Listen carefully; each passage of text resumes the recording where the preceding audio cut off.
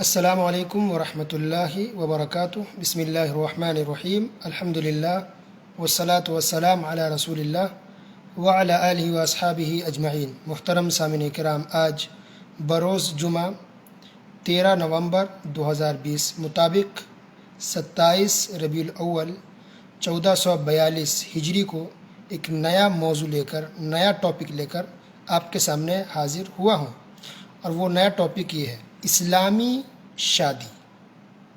شادی ہمیشہ کسی نہ کسی کی ہوتی رہتی ہے، ہر ملک میں، ہر کنٹری میں، ہر گھر میں، ہر فیملی میں، اور یہ ہر انسان کی ضرورت بھی ہے، چاہے وہ مرد ہو یا عورت ہو۔ تو شادی تو ہوتی ہے، لیکن اسلامی شادی کیا ہے، کیسے شادی ہونی چاہیے، اسی پر انشاءاللہ ہم گفتگو کریں گے۔ نبیوں نے بھی شادی کی ہے، ہمارے آخری رسول صلی اللہ علیہ وسلم نے بھی شادی کی ہے، صحابہ کرام رضی اللہ عنہم اجمعین نے بھی شادی کی ہے، محدثین، علماء، فقہا، سب نے شادی کی ہے اور کرنی بھی چاہیے۔ گویا یہ شادی، یہ نکاح، یہ نبیوں کی، پیغمبروں کی سنت ہے، صحابہ کرام کا طریقہ ہے، اور یہ اچھا طریقہ ہے، اور اسی سے انسانی نسل اور انسان کی آبادی بڑھتی رہتی ہے، اور قیامت تک یہ سلسلہ جاری رہے گا۔ پر ہمیں دیکھنا یہ ہے مسلمانوں کو کہ شادی ہماری کیسی ہو اور کیسی ہونی چاہیے، یہ اصل بات ہے۔ تو ایک نکاح کے لیے، ایک شادی کے لیے کیا ضروری چیز ہے، سب سے اہم بات کیا ہوتی ہے؟ اگر پوچھا جائے آپ سے کہ نکاح کے ارکان کتنے ہیں، معلوم ہے؟ نکاح کے ارکان کتنے ہیں؟ نہیں معلوم۔ نکاح کے شروط کتنے ہیں؟ کتنے شرط ہیں نکاح کے لیے؟ نہیں معلوم۔ نکاح کے اندر سنتیں کیا کیا ہے؟ نہیں معلوم۔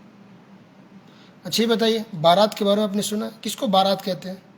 معلوم ہے۔ جہیز کس کو کہتے ہیں؟ معلوم ہے۔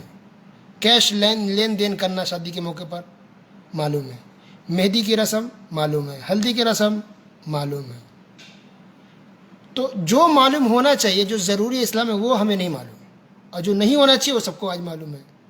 تو اس لیے موضوع رکھا گیا اسلامی شادی، کہ اسلام کی نظر میں اصل نکاح کیا ہے، نکاح کا طریقہ کیا ہونا چاہیے، شادی کے لیے کیا ضروری چیز ہے۔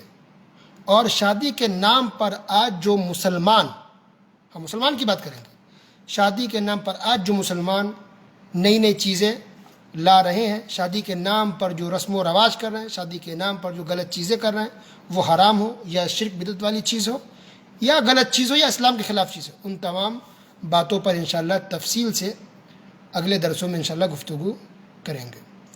تو آج کے لیے بس اتنا ہی، ایک مختصر تھا، ایک تمہید کے طور پر، اور ڈیٹیلز میں انشاءاللہ اگلے درسوں میں ہم بیان کریں گے کہ نکاح کے ارکان کیا ہیں، نکاح کے شروط کیا ہیں، کیا چیزیں ضروری ہے اور کیا چیزیں ضروری نہیں ہیں، اور وہ کون سی باتیں ہیں جو آج لوگ کر رہے ہیں، حالانکہ اس کا اسلام سے دور دور تک واسطہ نہیں ہے۔ جو لوگ بارات شادی میں لے کر آتے ہیں، اس کی حقیقت کیا ہے، یہ بارات کا سلسلہ کب شروع ہوا، جہیز جو اسلام میں نہیں ہے پھر بھی لوگ جہیز لیتے اور دیتے ہیں، اس کی شروعات کب ہوئی، کیوں ہوئی، یہ کس کا اصل طریقہ تھا، مسلمانوں میں کیسے اور کب آ گیا۔ اسی طرح سے اور بھی جو رسم و رواج جو شادی اور نکاح کے نام پر لوگ کرتے ہیں، ان سب چیزوں کو انشاءاللہ تفصیل سے جانیں گے۔ اسی طرح سے کچھ سماج میں ایسے لوگ ہیں جو مہر بہت زیادہ لیتے ہیں، مہر بہت زیادہ، 15 تولہ ہونا چاہیے، اس سے کم میں شادی نہیں ہو سکتی، 20 تولہ ہونا چاہیے، اس سے کم میں ہم بیٹی کو نہیں دے سکتے، 25 تولہ ہونا چاہیے، اس سے کم میں ہم بچی کی شادی نہیں کر سکتے۔ ایسی بھی کنٹری میں کچھ لوگ ہیں جو پائے جاتے ہیں، جو مہر کو بہت زیادہ بڑھا چڑھا کے رکھے ہوئے ہیں۔ اب 25 تولہ سونا، صرف گولڈ اس کو دینا، 25 تولہ، 30، 35 تولہ یا 15 ہی تولہ کم سے کم، تو یہ بہت ہے، کم نہیں ہے۔ 15 تولہ کا مطلب کئی لاکھ بن جاتا ہے۔ تو ایسے بھی لوگوں کی مہر کو اتنا زیادہ بنا کے رکھے کہ اس وجہ سے بھی شادی مشکل ہو گئی ہے۔ تو کچھ ملکوں میں یا کچھ ایریا میں لڑکوں کے لیے مشکل ہے، اتنا تولہ رکھ دیا گیا مہر کے نام پر کہ لوگ ادا نہیں کر پا رہے، شادی کو لوگوں نے مشکل بنا دیا۔